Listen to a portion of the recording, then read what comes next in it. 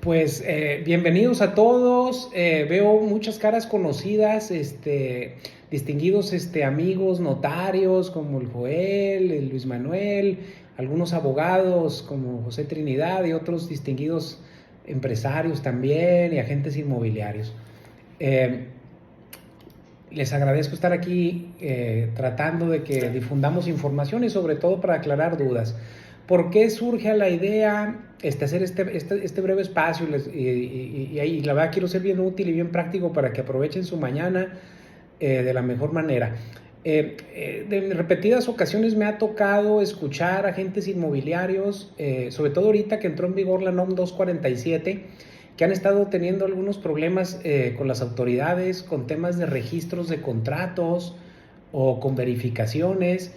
Y cuando yo platico con los corredores, pues surgen muchos temas y dudas, y principalmente porque no sabemos si nuestro contrato es un contrato civil, es un contrato mercantil, cuáles son los alcances obligacionales que hay y si tenemos o no tenemos una necesidad de cumplir con requisitos administrativos.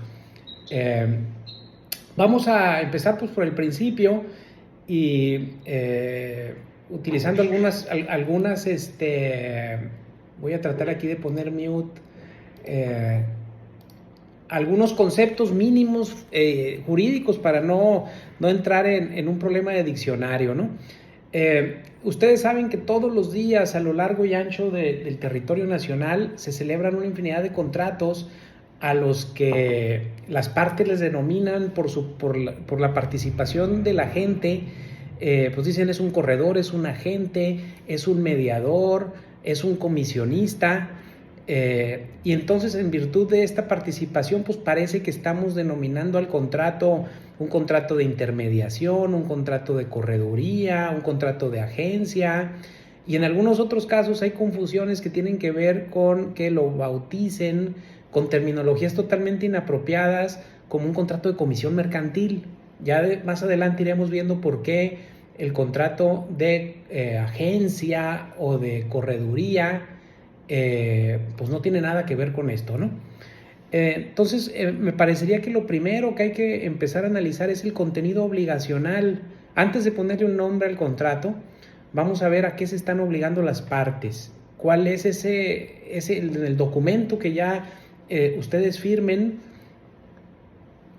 Pues vamos a ver a qué se obliga el dueño del inmueble y a qué se obligan ustedes como auxiliares del dueño del inmueble.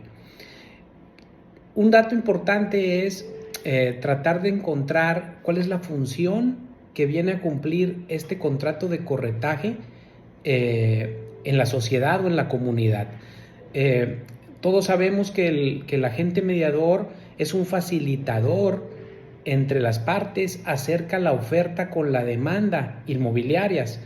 Esto es, se auxilia a quien vende y a quien compra para que se encuentren, para que una vez que se encuentren, las partes negocien y acuerden un eventual contrato que tenga como objeto precisamente el bien inmueble objeto de ese contrato que le confiaron al corredor inmobiliario.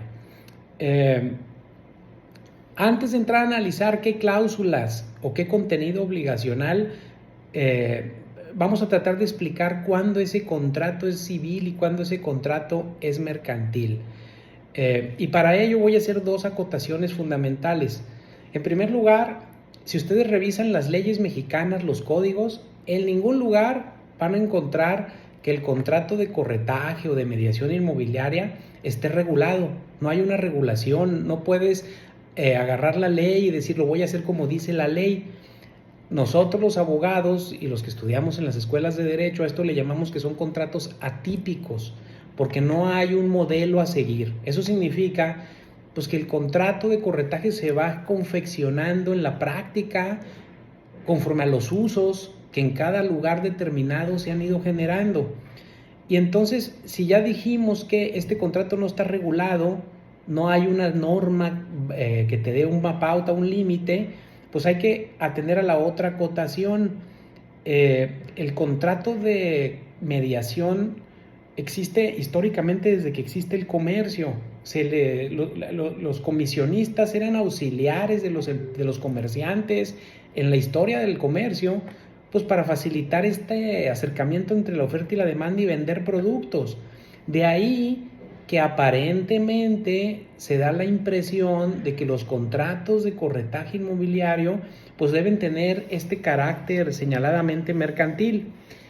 Y aquí es donde entra la parte aburrida. Si nos vamos al Código de Comercio, el Código de Comercio en el artículo 75, fracción 13, dice más o menos así, dice que se reputan actos de comercio las operaciones de mediación de negocios mercantiles.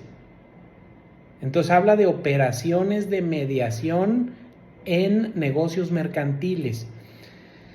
Es decir, siempre que el mediador o el corredor esté auxiliando a las partes a celebrar un contrato futuro y que ese contrato futuro sea un negocio mercantil, en esos casos tu contrato va a ser mercantil por la naturaleza del contrato final que van a celebrar las partes. O por exclusión, yo concluiría que si ese último contrato no es de comercio, pues parecería razonable que tampoco el contrato de mediación, aprovechándonos de la redacción de la norma. Pero tenemos otro criterio al que se le conoce como el criterio subjetivo, que tiene que ver con la naturaleza de las partes, no tanto por el objeto del contrato o la finalidad del contrato, que es un negocio mercantil, sino por la naturaleza jurídica de quienes firman ese contrato, de quienes celebran ese acuerdo de voluntades. Entonces, para esto nos vamos a ir al Código de Comercio también, de la parte aburrida, que en su fracción tercera, voy a agregar aquí a alguien, que en su fracción tercera te dice que son comerciantes en el derecho quienes hacen del comercio su actividad ordinaria o su actividad habitual. De tal manera que, en virtud de esta definición legal, el agente mediador que lleve sus actividades de mediación en el entorno de una sociedad mercantil, y esta sociedad mercantil, una empresa, le da organización, le da infraestructura, pues conforme al criterio subjetivo del artículo 3 del Código de Comercio, los actos que celebre esa sociedad y sus agentes, pues son actos de comercio. Entonces, yo les preguntaría a manera de reflexión, ¿cuándo un agente mediador pudiera celebrar un contrato civil de corretaje? Pues parecería que de manera excepcional, cuando no esté organizado en el marco de una actividad empresarial, ni esté en presencia de operaciones de mediación de negocios mercantiles, como decía el artículo 75. Entonces, no me sitúo en el 75 ni me sitúo en el artículo 3. Vamos haciendo un supuesto práctico. El señor X, que no tiene sociedad mercantil, puede ser una sociedad civil, auxilia a la señora Y a vender su casa habitación. El señor X no forma parte de una agencia en el sentido de persona moral mercantil y le auxilia a la señora que vende su casa. La señora no se dedica a vender casas, ella vende su casa porque se va a ir de ciudad. En principio, ¿qué pensaríamos? Pues que claramente se observa que nadie tiene el carácter de comerciante. El agente que se está prestando a auxiliarla, pues se dedica de manera habitual a esto, pero no en el entorno de una empresa organizada, ¿no? Sino simplemente él en lo individual. ¿Y qué pasaría si el eventual comprador del inmueble, que no sabemos quién va a ser, porque pues en ese momento apenas estamos celebrando un contrato, qué pasa si ese eventual comprador es una sociedad mercantil? Pasa el tiempo y llega una oferta y es una empresa la que va a comprar ese inmueble. Pudiéramos pensar que el contrato que nació civil se convierte en un contrato mercantil a consecuencia de la mercantilidad o de la naturaleza de ese acto futuro. Yo creo que no, porque el contrato debiera tener la naturaleza que tiene cuando nace, ¿no? Si no, estaríamos convirtiendo pues contratos en cosas raras y nunca se sabría por seguridad jurídica qué tipo de contrato o qué naturaleza tendría nuestro contrato. Pero ¿qué pasa si el vendedor del inmueble, el dueño del inmueble, es una sociedad mercantil que sí se dedica al ramo inmobiliario, que es una empresa desarrolladora, fraccionadora, y dice, yo vendo, a esto me dedico, yo me dedico empresarialmente a esto? Pues en este caso se pudiera asimilar el contrato de mediación que ustedes celebren con esa empresa con un contrato mercantil, dado que, además de la naturaleza jurídica del quien los está contratando, pues el eventual comprador va a ser un consumidor o va a ser una empresa.